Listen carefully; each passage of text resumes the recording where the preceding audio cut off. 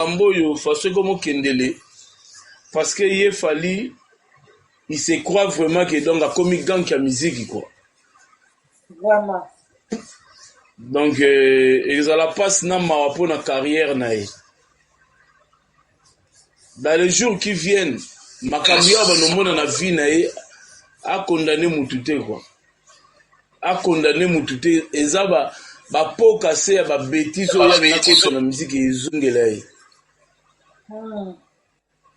Hier Faustin, assez stratin, balé qui n'a ya basi, qu'est-ce qu'ils sont tentés de faire dans Katia? Il y a milliers ou tozali. Alexis hier bayeka po ba moni lelo fali nga comme nengaza. Tanga ndao sokona ki koso na sinkini kuna bango bazali te. Ça c'est regrettable quoi. Johnny Goyozo que nous filmer wana, c'est pas votre ami. Il est plus intelligent que le staff na bino mobimba wana bozalaka na biko banana na chef na bino ti na yo Alexis. Mutakoka na ya Johnny Gwazata. Johnny quand il fait sa vie, Kofi pas ça la vie na ye, c'est la même chose nangi fallait ça la vie na ende bande konne ba ça la mutamta ça la vie na ye. Faustin il a rien. Il a rien. A comment obanga même ko liana mbongo e fali à cause ya ba kisi belé ya zo ke ndozwana et logo aboma mwana Faustin bangi so biso peto ba nous mettre la bango histoire. Là trop. Fali arrête-toi franchement parce que trop c'est trop. Ma belle Kenaya. Hein? Toi tu penses que tango sala boy comme on le bagi que toi tu te sacrifies pour pas lobela yo mais faut pas lobela na musique soit le ko la faire cause la terre ba lobela na ba bêtise parce que reboutir na l'autre côté parce que c'est toi qui vas être malheureux. Yo kasi que sozo sala bomba ba lo ba koza en 6 c'était Bon mona ke bino oza plus malin que bato. Bango pe basali.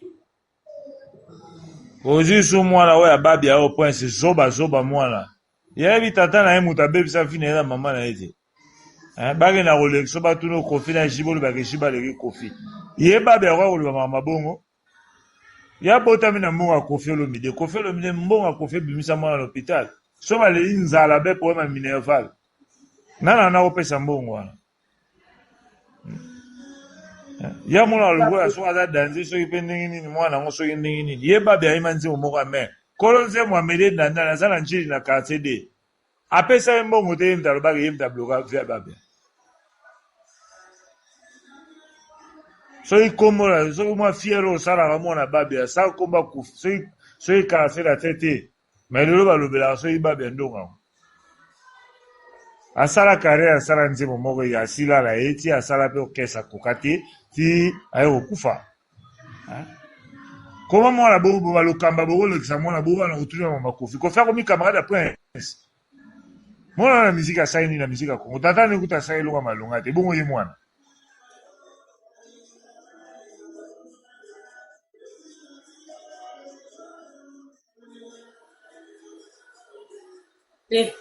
Donc prince assassin prince atindika mutu na kome na nini na Kasai na immeuble mona muninga mona koya assassin prince ake koloba yo kizengi assassin prince mwana maniki ando e ben non deni o le pala pa komba ko folo bidina munoko na ozobo pa mwana balakela mabe mwana ndoki aboma muninga mwana mwana pa bandi fome bandu yo keba tina origine na yo zoba mwana koko na bino nganga te muta bimila sema muta bebi sa fe babi alo bango chaque fois mani kele ka baboti na babi ba kamno se bebaki na kotanga bato ba yebisanga yango te ba pe ba musicien zaki temple papa na bango nganga o obimele nyonso makamne nyonso bendi ebebi mama na bina kufela mibali nyonso ye mo aliaka bango Yoyi mwana na osa succès na mboko.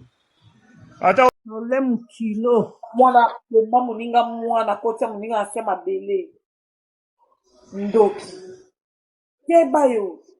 Keba. Keba na Koffi Olomide. Oza na droit te répondre à quelqu'un sur Koffi Olomide. Tu n'as pas droit yo. Eh, $30 elo bisabino. Eyo mwano. $30 elo mwana na tata mwasi na mama. En tout cas, Koffi Olomide mbodi mbele ti wapi.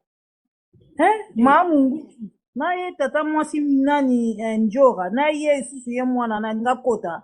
Fai mo mami satu bolimo kota. Yo prince sila su. kende basukola yo kende ke po amupe balongolo libape obomela muninga mwana kota ase mabele muninga na omwana bakunda ye liboto ezanga ye likolo na yo afa perdu demo ya mwana yo baexplikaka o te ozalaka demo ya mwana oboma muninga keba na Koffi Olomide yo keba na bino mosusu milongolaka deja boni kolembaki kofilme no lupango okoyisaka baomaka bakoyisa biso olembaki kofilme no kuna bato ya karto baexplike scène so babolole keba yo mama no alia carrière na yo na butu kuna ozalaka grand chanteur star monene na moi eloko te jo bandoki eba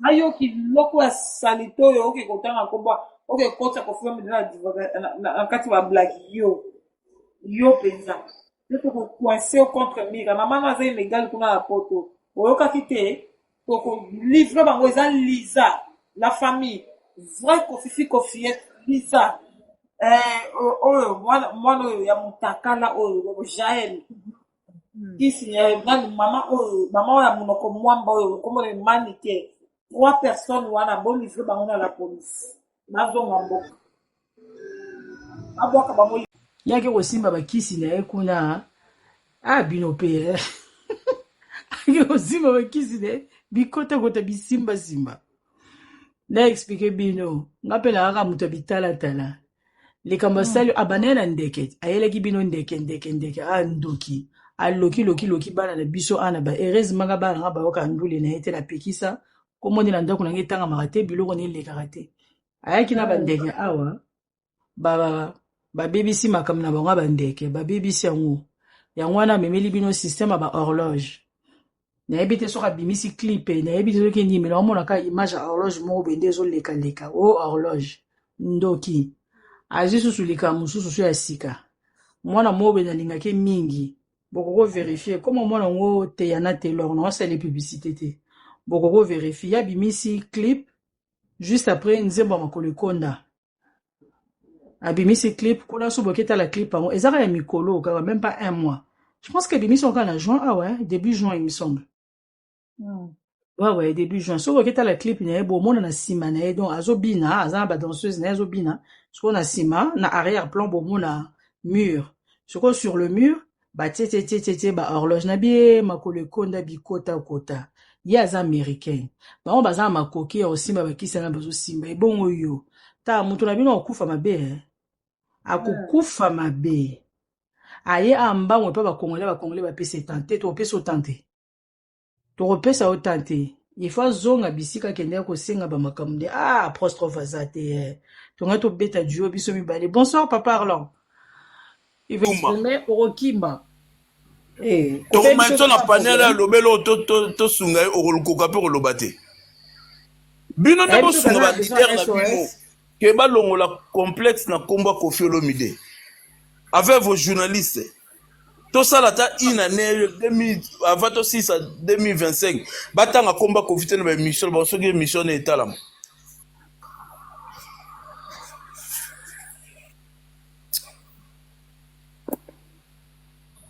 yo kasi bato nyonso basepelaka kaka Koffi bamisa baza na babétise ebele basalaka yo mais soki ya Koffi bango bakomosalela yango baémission bakomoninga batuna bato bavi na bango yo otuna via mutu nde nini mutu akosala makambo na ndenge na ye tout simplement parce que c'est Kofi Papa Zara c'est ça le problème bato balingaki kosinteresse na ye eza te wana rambo mopesi makambo lampada il a tout le créateur a créé bato ebele baza na bayaya na bango bandeko na bango basalaka bango eloko te mais bozokende mpo bosacroche na makambo ya Kofi il est fatigué de vous botika ye bosala makambo na bino sans Kofi olomde totala nyonso bokovivre papa ozoka teke babimisi baalbum awa babwaki mabanga bato bakufa bayembeli bato bakufa baki kosoba badisque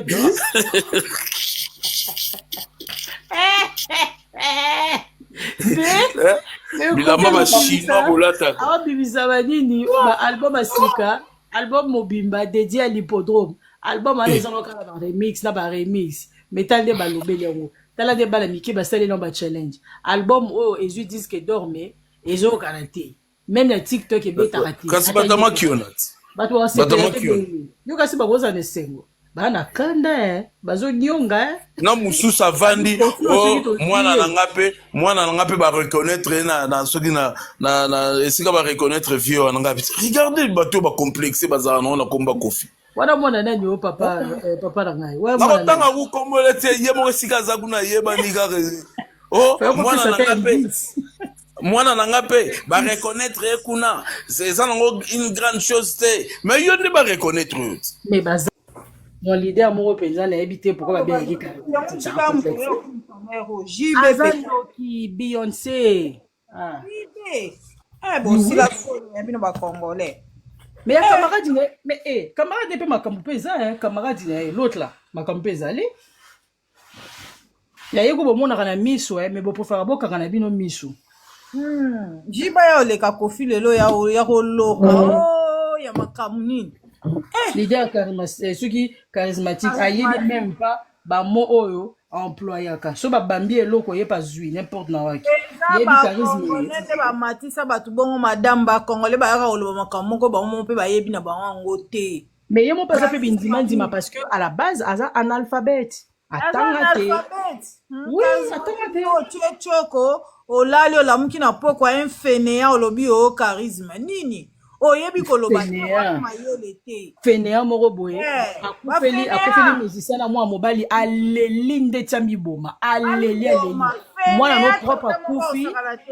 no propre akufi oleli te ozobude osala basnapchat ntango bakundi mwana yo wana mbangu ozongeli baboite ndoki ya tata assassin bafenea wana bayoloba na lerambo wana soni te yo mwana neva bokutu ate gogwa pamba abeta mwana ya mpoli wana te mais bino batata makambo ozosala wana nde peuple congolais bamonaka te wana nde bazomona te musicien mwa mobali akufi olingo miboma ata famille balela ebongo te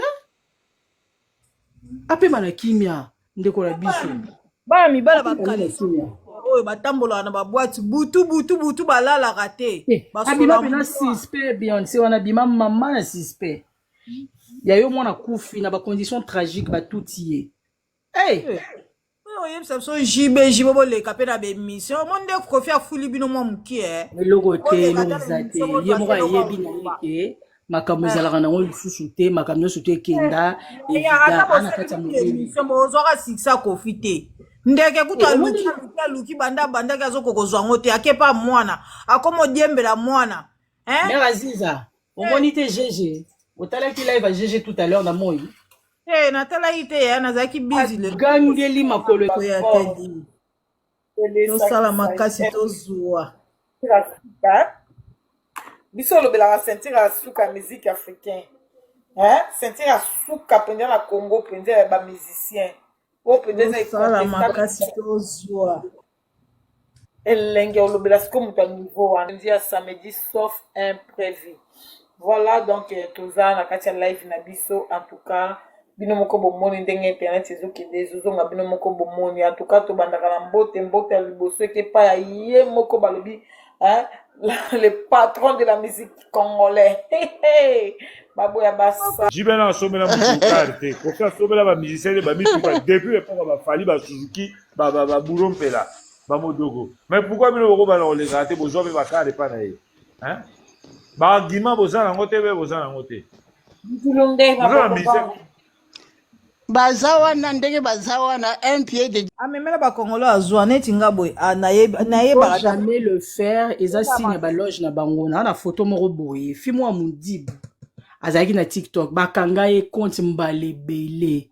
Tala fi wana abimisa ba vérité. Abimisa makambo moko to comme même ko banga ko landa ba live nena ndo benga mobali nanga za pembe nanga poto landa ensemble. To aprena makambo bele na zo ebisa yo mère Aziza mokilo za robeba. Eza ya robeba mokilo ya beba bebisa mokili na ye. Na photo moko be hormona ba célébrité ba mindele ebele nde basala ra signe wana. Eza signe moi mabe. En fait basambela nani nzambe moi ya ba grec. Non, pardon, ya ba grec te, ya ba égyptien. Na bosa ni komo nzamba ngo. Nzamba ngo sikoyo akita na mokili na forme ndeke. Ozolanda. Azara mwindu boye na bosa ni komo le do azana elongia mutu. Ale elongia mutu minzoto nyama. Eh, nana iko ezana kangana comme ça, zela. Kikao zonga. C'est bon? Tozo yoga yo. Dieu c'est. Non, c'est pas Dieu. C'est pas Dieu. aza charlatan bokanisa blague. Aza Dieu.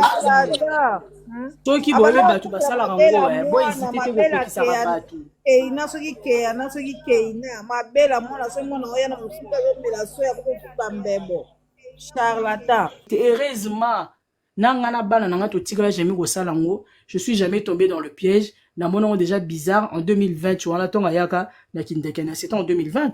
Juste après le reste la congolaise était décédée par période wana. Bosala rango te.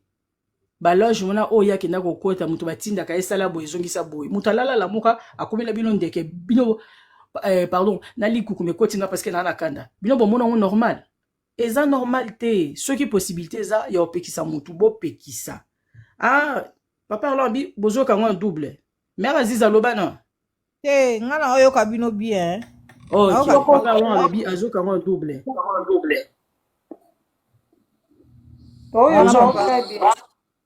Ok. Oh. Ndeke na bino soki makolo konda bino nzinzi wana. Aza mama na nchor penza iblaki pa. Charlatan bata marabout. Eh. Maraboutage. Bana biso mibali. Oh, bola taka nini, bola taka vernis. Sobo pakola ka vernis. Batuna ye, ako même pas kopesa explication. Batuna ye, ne ba kopesa explication. Ote, eza pour nous défendre nini violence faite à l'homme. Yo za moi mobile. Nana moi beta kayo. Yo en tant que moi mobile, nana moi beta kayo. Kasi explication ba pesa rapport la vernis. Yo oza jo wanoko nanya beta kayo na age na okito fa. Boni boyko. Banana baye ko tcha ba vernis, banana mibali. Baye ko pakola pour la vernis. Donc ba on peut baza qui peut maltraiter, ba on peut baza ba doit subir ba violence conjugale. Violence faite. Obike. Mère Aziza nyonso tona ba congolais ba boya ko analyser et les kaka boye ba comme nyonso surtout oh nani mwana na lobaka soki comme les ara nani makole konda ba mona ngoka normal. Ata yo mo Mère Aziza. Envoûtement wande nini? Envoûta bango ya ba okende na bango ti. Okay, na ba Mère Aziza makole konda akosuka mabe. Bisangisa sangisa. La musique na ta Congo te. Ah bon rappel musique à Congo te yenda okende. Ah bon te parce que ya kuta ko kuta. Ya kuta tiango bon te yenda okende. Eza lokula oyena mokili, olobi te ngane muto liboso na yeko bota na mokili non? Okuta déjà bato belé ana mokili. Comment yo okoza muto liboso? Mais parce qu'il s'agit de Koffi Olomide, système qui veut noyer son chien, l'accuse d'orage. Encourage ça. Ouais, mais les mamans et les papas qui veut noyer son chien l'accuse de rage. Les papas, ils s'en prennent à son âge, ils s'en prennent à tout le concernant, ils s'en prennent à son âge, alors que c'est pas un défaut, c'est pas un péché, c'est pas, je sais pas moi, c'est pas une grossièreté. Bah oui, comment prendre de l'âge, c'est un bonheur, ça veut dire que voilà, le Seigneur, bah, il veille sur toi. Ceux qui quittent tôt, ça veut pas dire que le Seigneur n'a pas veillé sur eux, mais c'est quand même une grâce, pas quand même, c'est une grâce. Parce qu'on fait le malin, mais quand on se réveille le matin, on se dit, hey, Seigneur, je suis encore là. Merci. C'est là qu'on redevient. C'est Tazibi, là qu'on redescend sur toi. Tazibi, quand un papa vient encourager une fille qui est en train de manquer de respect à son père, pose-toi des questions sur ce papa-là, pose-toi des questions sur cette maman-là. Et c'est ça. Pose-toi des bonnes questions sur ces Mais dans leur personnes-là. propre foyer, jamais ils Non. n'accepteront un truc Pose-toi pareil. pose-toi Parce que c'est bonnes pour faire questions. l'homidé. Pose-toi des bonnes questions sur ce genre de parents. Un papa qui vient accepter que la fille d'un autre papa lui manque de respect et que tu applaudis. M. Moïse, mais les papas qui sont là-bas, je suis dépassée. Ce sont des jaloux qui ont raté leur vie sur Tazibi. Moi, je parle plus chez Moïse. C'est un malade, Moïse. Moïse, hein, c'est quelqu'un qui fait trop le malin, mais qui a du mal à affronter des personnes qui s'expriment en français. Un exemple. Moi, la dernière fois que j'étais chez lui, je pense que ça date de l'année passée, il me semble. Il avait lancé un sujet sur une dame qui avait fait infidélité à son mari. Une infidélité pas au niveau sexuel, mais du genre, elle était partie construire une maison au pays, d'accord? Et elle avait tout caché à son mari et elle avait emprunté de l'argent à la banque en France au nom de son mari parce qu'elle avait réussi à imiter sa signature et tout. Après, moi, je sais pas comment la femme, elle avait fait ses magouilles et tout, mais ça avait réussi. Elle récupère l'argent. Ok, elle récupère l'argent, elle part avec la Kinshasa, donc c'était ça le sujet. J'ai intervenu, je me suis exprimé en français de manière aléatoire, de manière spontanée, mais il n'a pas apprécié parce que j'avais des idées qui avaient du sens. Je posais des questions pertinentes. Il n'a pas apprécié. Il s'est dit, mais j'ai quand même une personne qui réfléchit, une personne qui a les pieds sur terre, ça va pas. Parce que lui, son but, c'était d'embobiner les gens sur son live. Parce que c'est pas Tumbama, Orokwea. Parce que Icar, tant qu'on pousse à pembe na mo ya kaseki ako koma pembe na nzambe pour alingaka prouver des nzambe azokende mo wana ile katama makasi a mesuraka nini dangerosité mo ite mo etumbaka mapapu akoyaka pa boya koyoka papa na pese ke toli boya koyoka mutu makasi mama wana elle avait comparé na Icar mais comme il atanga na été moi ay ba pe légende Icar ezate pour maman na ayebi légende Icar à l'école on l'a appris à l'école. Yango wana enseignement ya boye. Izote ya binote vraiment. Izote ya papa là. Une dame qui parle de la légende d'Icar là. Maintenant, regarde un peu ce que nous vivons aujourd'hui. Mais baby les gens d'Icar pour ceux qui ont tangité, ils a pas si pour yeba. Donc du coup, yé là ça zali. Obi era loba bon na kama nzoto malili. Ça date hein, je pense que c'était en 2022 hein, ou 2021, 2022. Ce qu'on a dit là maintenant nous vivons. Aloba kango. Yango quoi de alobi la course au pouvoir et tina kamota comme humain. Assis la bonne moto. On parle la tête avec eux. Neti chua mbon bo récupérer ndeni tata et pour ndengi. Celui-là.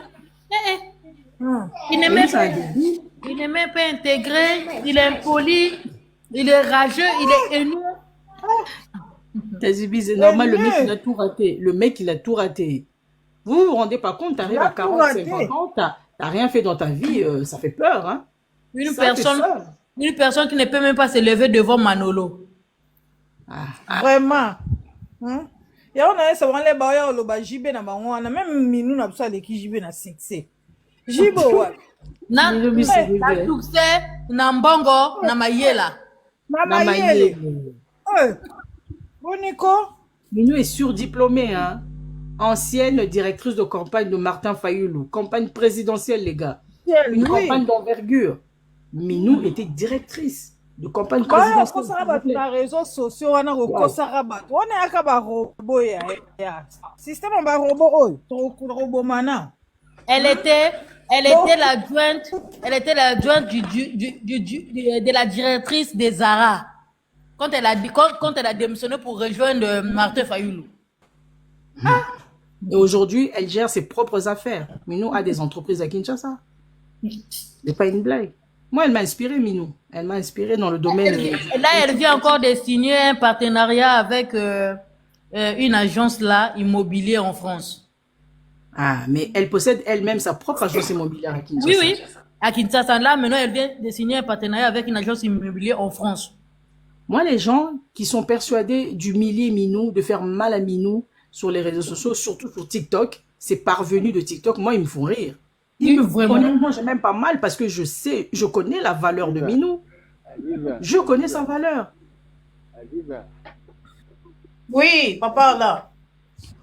Oui. Motomboka mateli Eh, bakiti est vraiment orphelin.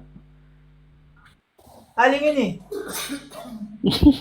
alobi rambo azomanke bana mike respect Ah, Mike wa. Na ba mikro. Bana Mike mama wa. bango bazalaka baéternel bana mike bakolaka te baza babebe babotami lelo Madame Jean Botta tuni nani wa monter respect. Azoko koloba te. Sena yo mama eyenga. Ye moko Mama, ake na sana. Azara j'ai un message à faire passer à Maman Si et sa petite soeur Tazibi est là et sœur Tazibi. Maman Si, à travers l'équipe là yo. Musala ne ko baby sa kombo na nga mwana Maman Si bena mwana matoni. Asenza kombo na ga de habite so na sali mwana bino nini. Voilà. Kala Maman Si vi pa beka nga Madame Jean-Pierre. Tazibi baby si batu awa. Na lembi na ngai Mama Si afundi na oleki na yo ndenge nabakisa boye Mama Si banga bandeke ya motema Mama Si ezala na live otindela nga na tei tongo mama papa Gelongo yango oza contre ba succès na ngai nazopase message Maman genetika toba genetika yo. olobi nini message na solennel nene mère yenga pardon message na ngai eza na solennité pardon Mama Si na nga eza la première et dernière fois te tolingi ozora ba band de foule mingi contact avec le public c'est très bien ozo créer communauté dans malembe mukomsusu ochape libaya na Côte d'Ivoire yo moko obuka salle na bango na kitoko wana soki palais des Nili susu obuka pe na Cameroun acha biso libaya kana Olympia bien na Zénith toyaka. Mais oui, Olympia, Olympia est Olympia, avantage nango, c'est pas une grande salle, mais on est tellement près de l'artiste, on peut communiquer avec l'artiste. Elle est Olympia nango wana. Mama Si, Rambo, biso ye, tchali baya. To dribble bango, to douche la bam hippodrome Mama Si à l'affiche. Bruno Cocatrix, biso wana. Chez Bruno Cocatrix à l'Olympia. To douce li bango papa Bruno Cocatrix affiche Mama Si bam. To bouki yango. To epe na Cameroun kuna ale to Cheli Charlotte dipanda libaya. Ba beta tete. Yango bazo banga. Togoya. Balinga le produit Mama Si est déjà sur le marché. Non, Rambo déjà c'est Moussala. Mama Si pour moi elle est prête à affronter. Il vit le cœur chante Kofi à l'Olympia de Paris, guichet fermé. Tazibi moi ma belle, yo comme Maman Sylvie. Abi Jean-Philippe kaka yo Jean-Pierre. Etiki biloba ma belle. Moi si na yeti. Leke moi si ne propre, babota na ye mwana. Wande bomona kate? Wana siko bomona kate, ça n'existe pas. Siko bolingi bo siko kofelo mdalo longwa ye wana mwana makelele ya musendi mapeka solo. Atikala. Sala kofelo mdalo kai kosela biso. Wenjeza munene mutu yoso ote kafufu. Waza chasa teki koleka muninga. Ya quoi? Acharnement contre Kofelo Mide, c'est dit à quoi? La famille Botelema, la famille Totelema Toloba, Mokile Salama Maloba, Ebo Tikala, Yakukanga Monoko, Botika na Sebo, Lingiko Matate, Bolinko Lobate, Bovandi Kimia, Baokan Salokwa Kofelo Mide Zambato Balinga Kaete.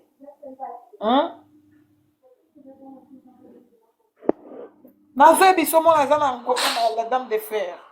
Eva. Botelema botia mwana mobali o misapi na elongi bokebisa ya tikela biso artiste na biso apesi mingi na kati ya muziki oyo. Botelema bogangela ya tika. Atika. Ce qui lui l'a donné, il n'a pas donné. Il ne peut pas engager les gens to mona ki mutako wanga na zatende na fute la ki bana basyo na mo ambali mabele kweya ye oyo a fute la ki billet banda ki chassa 10 francs ba finga ko felo mide nzela ti lelo mafuta de bangu musala basana kezaka finga kofi ozo salaire finga kofi ozo promotion finga kofi ozo photo finga kofi de tout ce qui bango batikali nango c'est ça eloko mosusu te la famille continue bien tokoyisa baoba monene oyo tofragilize artiste oyo ya monene oyo banda kopesa biso banzembo ya badiva ti lelo oyo toza na babiberon toza na banzembo ya ndenge na ndenge awa boye na lelo oyo kuku fleur ebimi susu lelo amodifie tondimi tolalisa ye po tosepelisa bato oyo baza salaire na bango eza juste bakangaka foto malamu no namona ete na mokili oyo patron mpenza excellent patron azala nano te mabe ezangaka te mais soki mabe yango ezalaki yango wana balingi babombe nango Koffi Olomide ya solo mpenza communauté tovandi tomona bato base réjouir na kobomela biso artiste oyo apesi biso mingi atanga classe na ye aye na culture aye na musique mpo apesa biso intelligent ayebi biso musique intelligent chaque eza musique différent na bamusike oyo akutaka yango seri oyo ayaka ayaki na aye na oyo aya impose musique oyo yoki osentir musicien oyo kombo na ye ekomi lokwa marque partout dans le monde tokotambola toki bachine boye toi tu vis dans le Congo de Koffi Olomide partout tomaki voir même mosala nzambe alobaki yango wana ya kombo na ye nani au pasteur Atoms alobi nazalaka msu nake partout le Congo de Koffi Olomide bino bondimela basala nzambe bakosaka te mosala ya nzambe ya témoignaki yango la famille ya solo tolingi totika artiste oyo bakwesi na mabele epai ya bato baza na baambition ya sentiment epai ya bato donc ifali pupa qui efali pupa il faut tosala baeffort oyo ke non biso mpe bana na ye tozali Moussa, tu dis que ça ne touche pas totika victimisation yaya wana Moussa aza ndeko na biso arrêtez ça est-ce que oyokaki voce wana vous pensez que la victimisation est-ce que vous définir en bien victimisation bazwa yutu ba papa na biso kenda bavandisa ke violer 15 ans bokenda il faut dénoncer ba système au bango bazoya nango c'est pas ça la musique et c'est ça musique te musique eza bongo te musique eza beta musique awa ezaki kala nani toyokaki Shama Zulu Mutunguba esukaka bongo mais ko engager bato bazala na vie na bango eza ko bana ko engager koke ko bebisa musala muninga kolanda kai partout ko kote ya mtu tina kati ya famille ya famille eza sacré on joue pas avec la famille et le ko suko mtu ako sacrifier tes famille so boyebite famille ko mtu ko kota kati ya mutema mtu te remplacer loko moko na kati ya mutema mtu. On ne touche pas à la famille des autres. Famille est sacrée. Ata mutu aza ndenge nini. Aza membre famille ya mutu. Il faut respecter et puis ko tika musika mutu. Famille est le quoi jouer te. Eza le quoi club te. Eza le quoi amitié moko bote. Eza le quoi entreprise te bande ko ça le changer. On ne touche pas la famille. Mais ils ont l'audace. Il y a bana basendi wana. Bauta soki wa pe falu papa memela batu ala media Simon a Koffi Olomide Simon yaya Koffi Olomide Simon yo somona Simon na zalaka ata papa zo pinir mwana na ye aselo kwa saboter on doit consulter ba remplacer mwana te arrêtez qu'on se voit tout se valer la face te tout se valer la face te biso to vanda tout la live Simona, avant Panda, 5 ans, on a des bolimbisi. Mais non. Arrêtez. Est-ce que vous avez vu ce qui s'est passé aujourd'hui? Bon, mon amakamon des okende. Il faut te payer ça qui est de l'amba, tu vas y avoir makamon des okende. Est-ce que vous avez mon andé, bah 5 heures juste, bah 4 heures et quelques. Mouto bimina ya ye ville. Moutona droit kolia bisika lingi area lingi place nyoso ezala wap.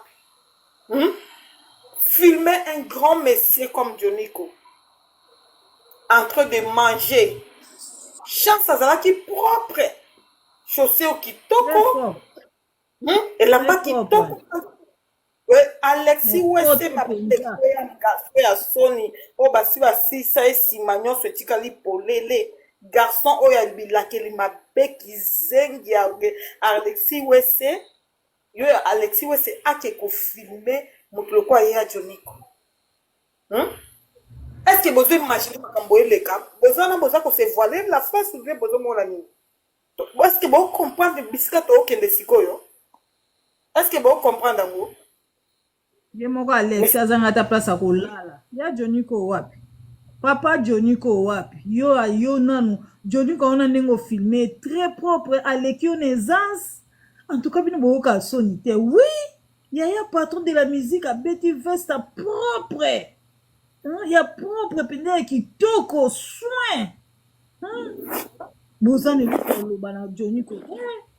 Joniko za mutuneti ya binote Yaya. Bino ba Alexis Wese oyo. Siko image oyo pandi wana ye moko Joniko so abia symbole maboko. OK, o memo wa, pa memo likoloti. Pozo image na ye sans ayebiete. Il faut que assez abni bomba. Bako kanga ya koleke tuna aéroport wana te. Ayebi Joniko te ayebiete atuna nani oyo komole nani. Atuna nani komole nani o akomi kolobela azongeli kolobela quadra. GG. O asimba akombo o elamba vert nani oyo. Boko matel camionnette voilà. Atuna camionnette ya koyeba qui est Joniko. Joniko sakana te lui n'est pas ko faire dans mutema na ya kolemba te ayo filmer yo Alexis Wese o che mungongo na ye. Papa yeba te. Na ye plein. Na lobby o filmer image muto azoyeba te nzala yaya nani na yebiso muto alati mokoto na veste bon yozo yoloba nzala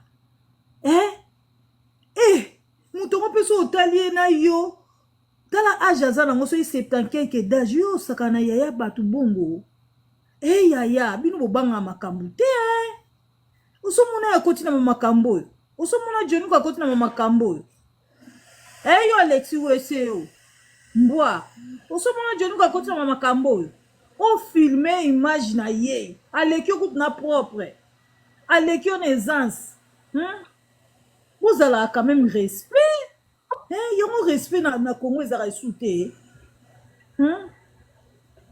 respect na Congo ezaka soute ka respect ka ke mukolo na kosaka na mukolo te ezaka soute Joniko za mwa mukete za yaya ko felo mide okosaka na image ne te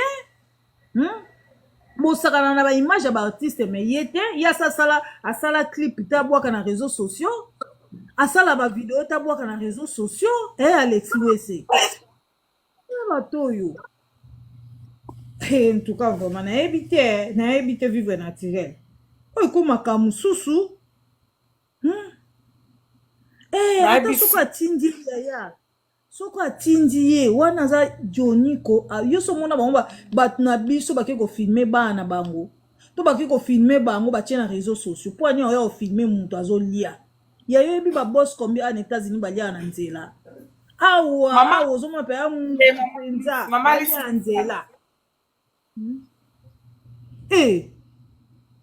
ata soka tinde ke papa Achille ya arrêté obeti no pe libanda kolina alena nzela ta vandi liboso peut-être na kati kuna bato bazaki belé peut-être pe courir zate moto na age wana ko va na moto te Joniko ko va na moto te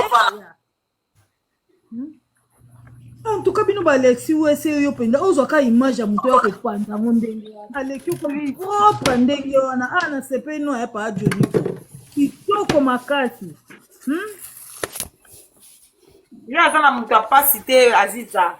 Mutu apasite la belle ko pamba lo konto lo ko pamba. Apasite ko bino bozo diembela. Yo ya kaso kwa za pela. Yo ya kaso kwa za papa na ye faka famille mbe swa de a Joniko ko souffrir. Na ville na Congo ba bimaka na 4 bango vanda na mbinza.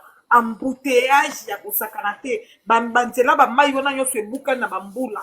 Mutu ale na etongo aloki nzela na azoli ayibi te propre chaussure na propre pantalon na vandi mbenza kitoko azoli lisumu nini asali lisumu nini asali oyo oko filmer ocha aya mutu anzala azole zoba yo moni tata akosi kizengi omoni tata yo Alexis Wese yo moni yo fali pupa yo kizengi makolo ekonda oyo yo ngulu un grand certifié koseka mutu akoye na velo yo zokanisa nini yango yo boya kofelo mide po yo tikaka miziki bandonika baketi yo na mofleri po bapesa confiance bapesa yo yo mutu asongi o bande kosala songi ya baninga bamusicien po yo zwa place epa kofelo mide yo badesar nini ozoyela bato na kati ya miziki yo kizengi nyama badesar nini mapeka solo oyo desar nini ozoyela bato na kati ya miziki yo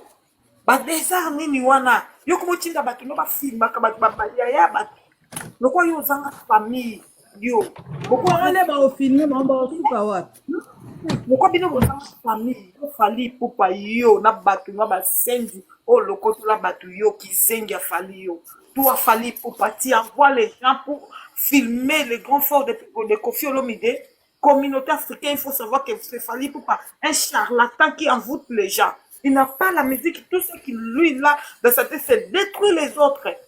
Tu veux tuer Koffi Olomide, qu'est-ce que toi tu vas nous donner toi? Qu'est-ce que tu vas nous donner? Ce que toi tu as donné, donne et laisse Koffi faire ce qu'il a à faire. Quoi?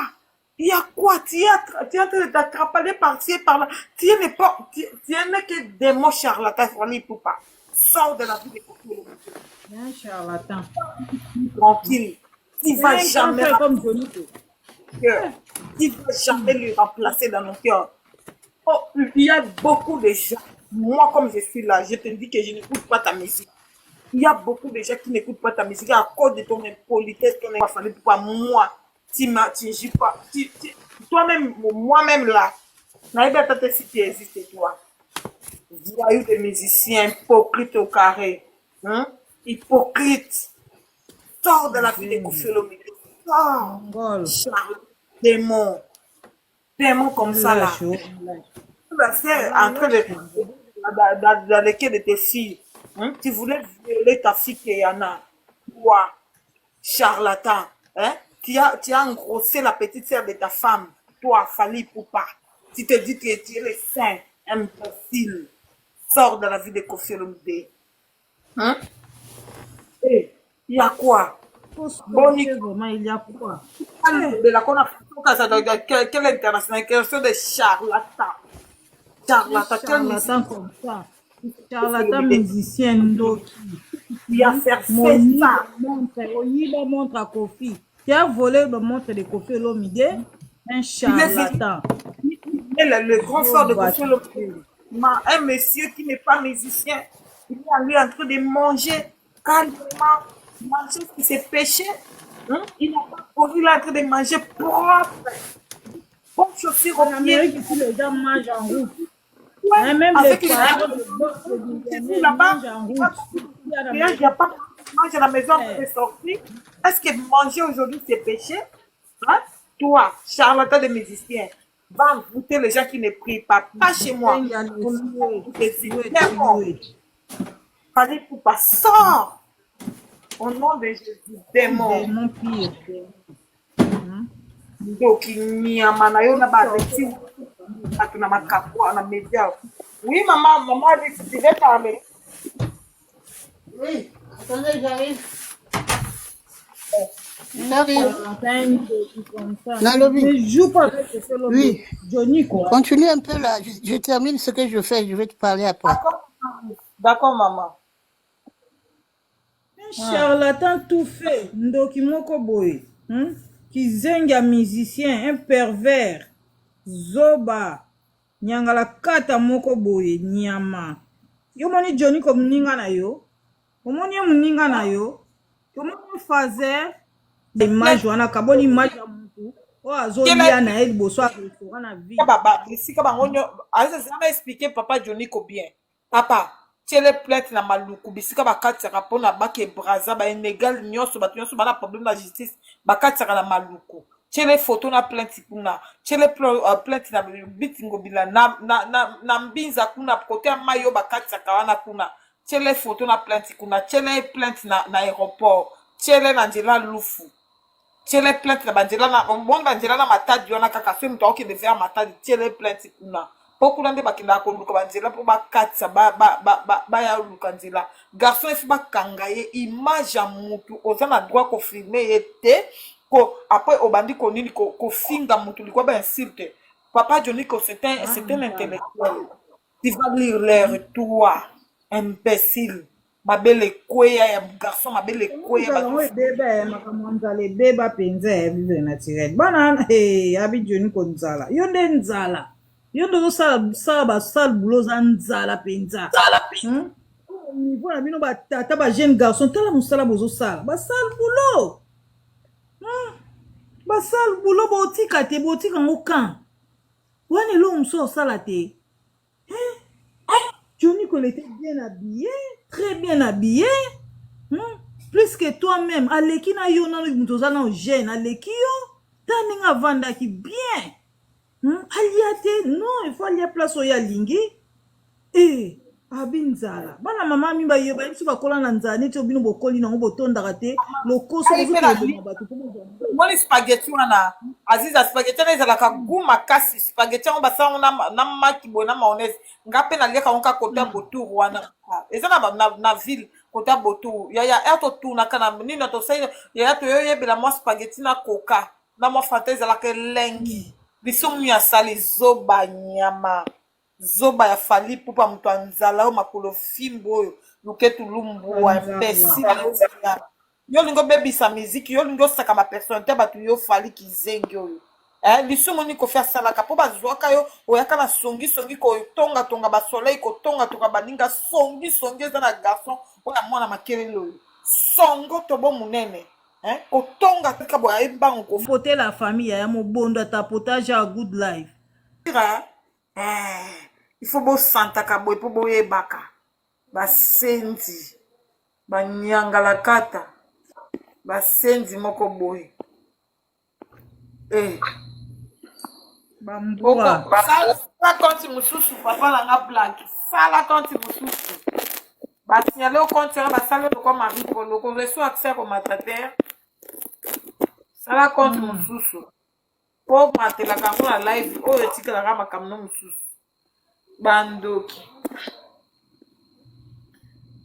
bandoki botunaki te banyangala kata bakosignale bino oyo bombisa kofilme de lokwa ye nde moto asalaka mabe bino bosalaka malamu boni bobomela biso kofilme de bokoremplace ye bokoremplace na nini eloko nini oyo bino bokoapportele biso na miziki eloko nini oyo bino bokoapportele biso o biso oyo kolongola kofilme da yembi yango wana elongi na nga eza kaka elongi na nga elongi na yo eza elongi na yo mutu ya mutu na mosala na ye nde na bandi koexplike bolongoela biso mari mosamu na mokili ezaka kaka boye na boye bajugement contre la sere ti akufa boyelakisa biso mari mosamu mosusu bobotela biso kaka na ndenge oyo ya ye wana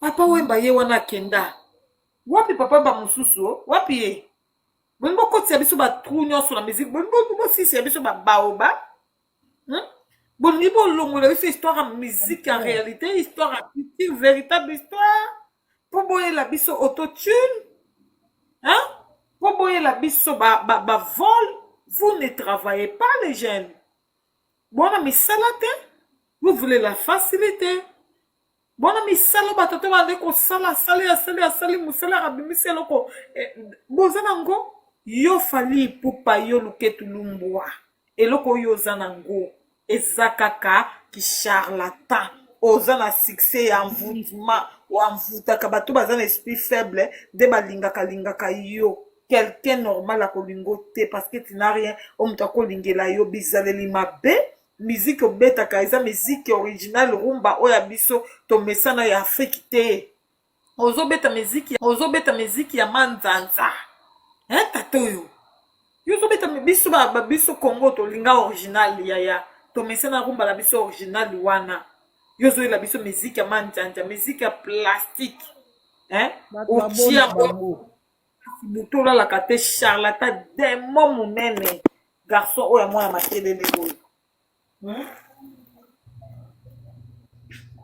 mo munene nde bomoni wana butu akolala ya boli vivre naturel so balobi jiba aleki kofi se mokili yango ebebi aleki na nini na obota mona neva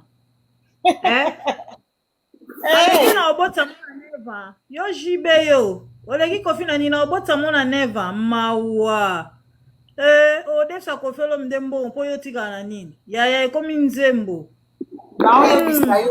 odefisa kofi olomide mbongo po yo moko tikala na nini mpo oza no tata ngwanzu olataka ngwanzu ta bato oyo bangwanzu mene oyo akosaka bato bamusicien bafaux musicien moko boye bacharlatan yo defisa kofela mde mbongo oyo azwa mwana nini ye kofela mde aokezwa bino mbo okake mwana kuna na kongo ti yo ndeke ozaka nsima mwana mwana kende kongo bokomi na kuzu bino mibale yo kasi bato bayebi te bato bayebi makambo nyonso na place ozokutana na mwana na Kishasa na place bokutanaki tata na yebi kofolo mda mokili mobimba soko ozotambola na mwana baoya oyebisa ye mokili mobimba eloko obata meza te ya charlatan ndenge ozokanga esu foto te ozotambola na mwana kofolo mide kuna ya Kishasa so ake Congo na kuzu tiko diembela mwana bato tiko diembela luka succès na continue succès na autotune tika Koffi Olomide luka succès na autotune tika Koffi Olomide kimia yaya tika ye kimia abotelaki yo mwana wana te yo poza bana yo bana balinga balongola kombo na po banda ofina ke na ya mabele olula mabele mwana omoko bota boya okosela Koffi Olomide bokasa Koffi Olomide na mema masumu na bino nyonso mabela ke na ya nyonso olingaki ofiba ngo moyibi charlatan moyibi fiba mabela mwana ya yanko mona. À ce moment, c'est un manque de respect et puis c'est aussi une diffamation. Ah oui, c'est une diffamation. Et il y a d'autres personnes qui ont cru à ça et voilà, non, c'est pas normal. Donc, à tout moment, c'est non, trop c'est trop. Doit réagir. Et moi, je trouve que c'est un humain aussi, hein, tout à fait normal.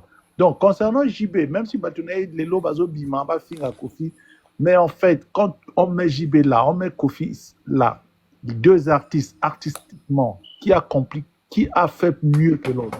Mais Kofi est largement au-dessus de JB Mpiana. Largement au-dessus de JB Mpiana. Au niveau du nombre d'albums, au niveau de l'impact que Kofi a eu, mais c'est toute l'Afrique et au-delà. Toute l'Afrique est au-delà même dans les Caraïbes. Kofi est l'autre là. Moi, je vous ai dit que je pars dans des fêtes qui ne sont pas congolais. Mais Kofi, les chansons de Kofi, mais ça joue comme vraiment, franchement. C'est là qu'on regarde l'impact d'un musicien. Please, my brother, we want more power. Après, je leur ai mis la chanson Kanga Photo, parce qu'il y avait un DJ, qui a fait leur Kanga Photo. Donc, c'est ça qu'on voit l'impact d'un musicien. Donc, pour moi, je m'en fous que les Congolais, si les Congolais ne veulent pas de mon power, la majorité de l'Afrique l'aime. La majorité de l'Afrique l'aime. Oui. Donc, on s'en fout. Ça, c'est vrai. Oui, mais bien sûr. Il n'a même pas besoin de l'autre. D'abord, ceux qui ont fait Kofi, c'est l'Afrique. Bien sûr. C'est l'Afrique qui a fait Kofi. Ce n'est pas même les Congolais. C'est l'Afrique qui a fait Kofi.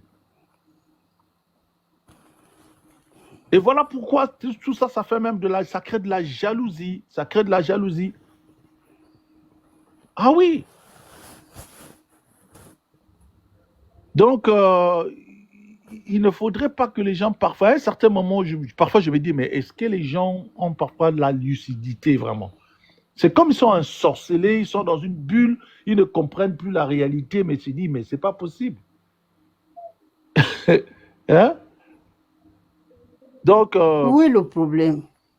Non, le problème c'est quoi? Moi, je trouve une chose. Le problème, c'est... Hein? Le problème, c'est que le Congolais est méchant, mauvais.